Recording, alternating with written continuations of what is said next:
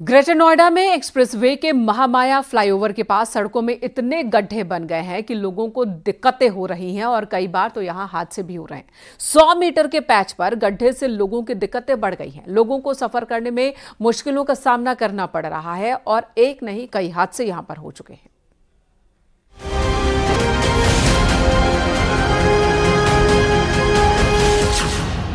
नोएडा की सड़कों पर बड़े बड़े गड्ढे।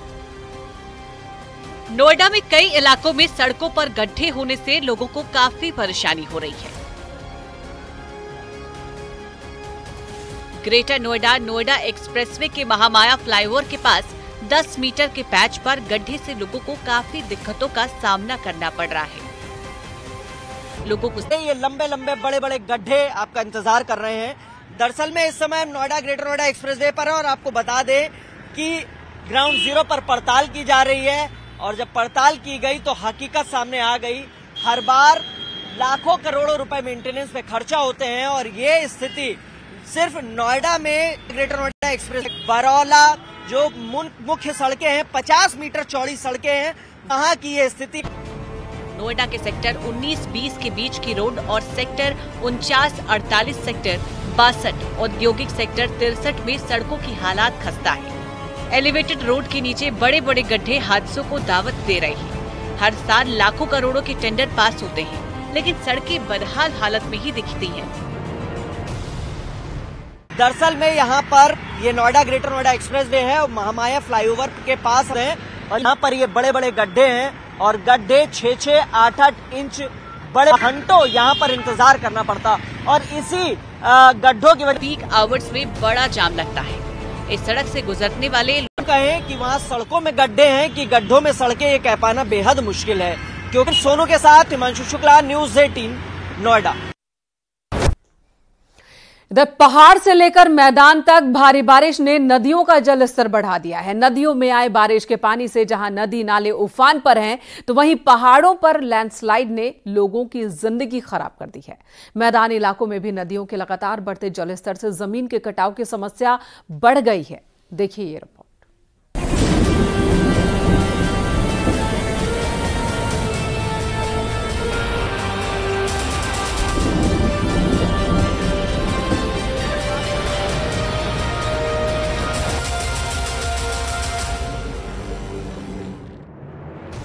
त्रिपुरा में भारी बारिश की वजह से बाढ़ और भूस्खलन से हाहाकार मचा है। बाढ़ की वजह से अब तक 10 लोगों की मौत हो चुकी है जबकि कई लोग लापता हैं। सभी स्कूल और कॉलेज बंद करने के आदेश जारी किए गए हैं। 32,000 से ज्यादा लोग बाढ़ राहत शिविरों में शरण ले चुके हैं। हालातों पर काबू पाने के लिए एनडीआरएफ और एसडीआरएफ के साथ ही वायुसेना ने भी टीम को लगाया है।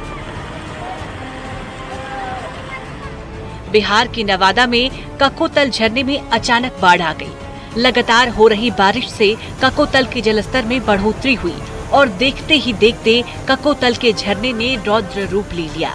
पहाड़ी इलाके में कुछ दिन से हो रही लगातार बारिश की वजह से अचानक पानी बढ़ गया।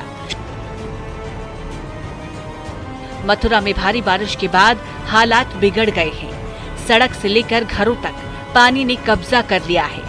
सड़क पर कई फीट पानी जमा होने के बाद लोगों की परेशानी काफी बढ़ गई। आने जाने के लिए भी लोगों को काफी मुसीबतों का सामना करना पड़ा।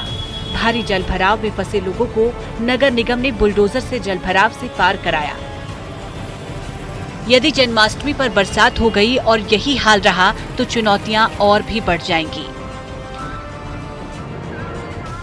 देखिए ये चुनौतीपूर्ण कार्य है। बरसात होती है तो हम लोग निरंतर मुस्तैदी के साथ लगे हुए हैं और यहाँ कार्य कर रहे हैं और अगर आगे बारिश होती है तो उसमें भी हम सुचारू रूप से आवागमन को सुचारू करने के लिए अपने भरसक प्रयास करेंगे। बलिया में भारी बारिश के बाद हर जगह जल जमाव की समस्या खड़ी हो गई है। कोतवाली में पानी भरने से वहां आने वाले लोगों को दिक्कतें हो रही हैं। वहीं गंगा और घाघरा का जलस्तर बढ़ने से जमीन के कटाव की समस्या खड़ी हो गई है। हालांकि प्रशासन का कहना है कि अभी कोई खतरा नहीं है। अपने अपने इलाकों में प्रशासन की टीमें लगातार नजर आ रही हैं। कहीं किसी बंधे पर रुकी हुई है जिस पर आप लोग सतत निगरानी कर रहे हैं। पीली गन्ने की फसल नदी में समा गई। बाढ़ और कटान के प्रकोप से बच लिए हजारों विधान से पूजा की। नदी में लगातार उफान है। वहीं नदी के उफान पर आने के बाद SDRF और पुलिस प्रशासन सतर्क हो गया है। लोगों से नदी घाट किनारे न जाने की अपील की जा रही है। चमोली में बद्रीनाथ हाईवे बंद हो गया है। नंदप्रयाग के पास पहाड़ी से भारी मलबा सड़क पर आ गया। वहीं तेज बारिश के बाद कंचनगंगा, गुलाबकोटी, पागल नाला, छिनका में पहाड़ी से भारी मलबा आ गया है, जिसके बाद से सड़क पूरी तरह से बंद है। सड़क बंद होने से यात्री फंसे हुए हैं। हाईवे को खोलने का काम जारी है। पहाड़ों में लगातार हो रही बारिश के चलते गंगा और उसकी सहायक नदियां उफान पर हैं। ऋषिकेश के त्रिवेणी घाट पर गंगा चेतावनी रेखा को छूकर बहने लगी है। पुलिस अलर्ट मोड में आ गई है। लोगों को गंगा घाट से दूर रहने की सलाह दी गई है। पहाड़ों में कल से तेज बारिश हो रही है, जिसके बाद ऋषिकेश में गंगा का जलस्तर लगातार बढ़ रहा है। चमोली में देर रात को भारी बारिश के बाद जगह जगह नुकसान हुआ है। सबसे पहले नुकसान देवल और थराद। बारिश से पिंडर नदी का जलस्तर बढ़ने से लोगों में डर का माहौल बना हुआ है। वहीं बारिश के बाद होली के पंगनो गांव में कल रात को भारी बारिश की वजह से लैंडस्लाइड हुआ। यहां 3 घर खतरे की जद में आ गए हैं। लोग अपने घरों को खाली करने में लगे हुए हैं। भूस्खलन के बाद बड़े बड़े पत्थर और मलबा गांव की तरफ आ गया। इससे पहले भी यहां भारी भूस्खलन हुआ था। टिहरी के भिलगाना ब्लॉक में बारिश से तबाही की खबर है। बूढ़ा केदार इलाके में गेनवाली गांव में बादल फटा। राहत की बात यह है कि कोई जनहानि नहीं हुई, लेकिन कई घरों और खेतों को भारी नुकसान हुआ है। बड़े बड़े बोल्डर और पेड़ पानी के सैलाब में बहकर आ गए। वहीं SDRF पुलिस की टीम मौके पर है। मसूरी धनौल्टी नेशनल हाईवे पर बारिश के बाद कई जगह पर भूस्खलन हुआ। PWD और नेशनल हाईवे की टीम रास्तों को खोलने में लगी है। मसूरी धनौल्टी नेशनल हाईवे पर ज्यादा दिक्कत हुई। यहाँ सड़क पर आए मलबे को हटाने में कई घंटों का वक्त लग गया। हाईवे खुलने से यात्रियों ने राहत की सांस ली। न्यूज़ 18 के लिए ब्यूरो रिपोर्ट।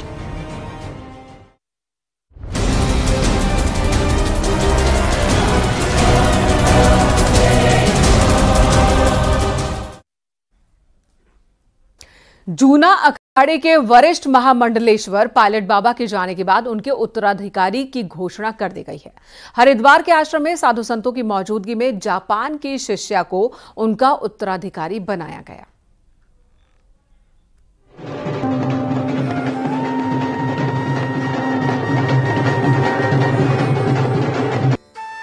जूना अखाड़े के महामंडलेश्वर पायलट बाबा अब इस दुनिया में नहीं रहे, लेकिन अपने पीछे वो देश भर में कई आश्रम और उससे जुड़ी संपत्तियां छोड़ कर गए हैं।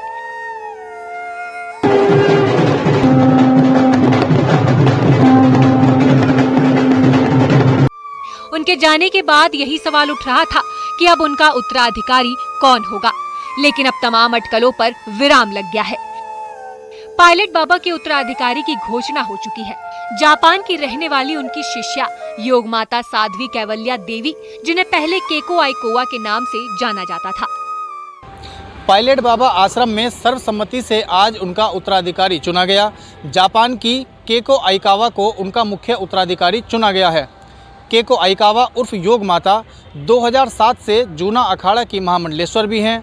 जापानी और विदेशी होने के नाते उनके साथ कई विदेशी साधक पायलट बाबा के आश्रम और उनकी संस्कृति से जुड़ते गए।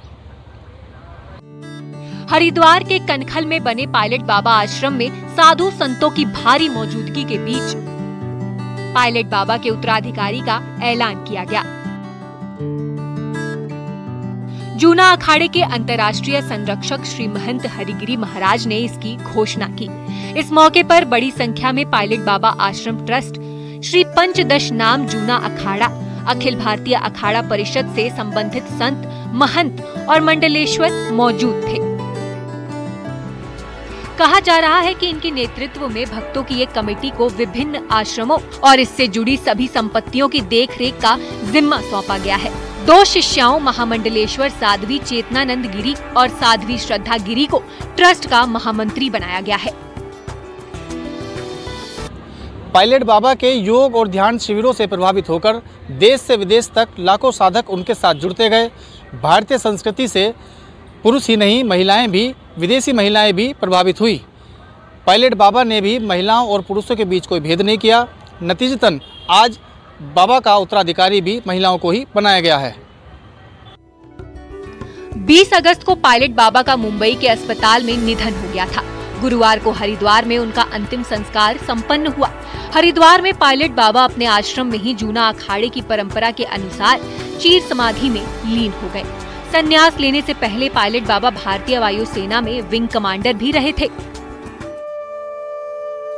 पायलट बाबा ने साल 1962, 1965 और 1971 के युद्ध में हिस्सा लिया था। में बाबा ने की अहमियत थी और दुश्मन को गहरी चोट दी थी।